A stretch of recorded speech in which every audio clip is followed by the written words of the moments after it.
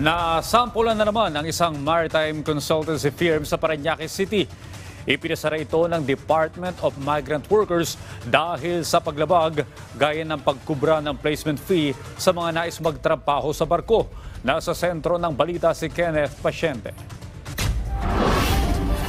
Tuluyang ipinasara ng Department of Migrant Workers ang maritime consultancy firm na ito sa Parañaque City.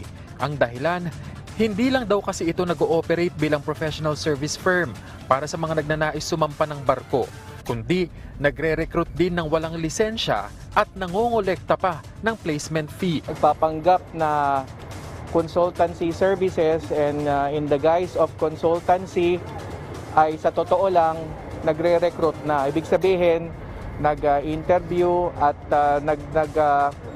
re-recruit na sila at namimili na sila bilang maging empleyado kuno sa isang vessel or barko sa Dubai. Ayon sa DMW, nasa isang taon nang nag-ooperate ang naturang consultancy firm. Pero agad nila itong isinailalim sa surveillance nang makatanggap ng reklamo sa ilang mga biktima.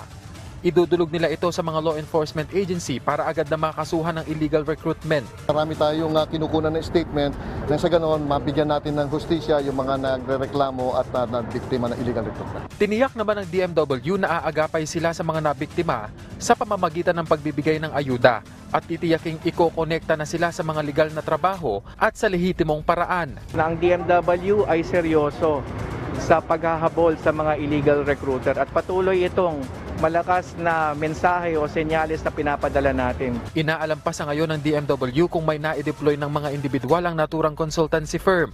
Ito na ang pangatlong establishmento na ipinasara ng DMW dahil sa nakitang irregularidad. Kenneth Pasyente, para sa Bayan.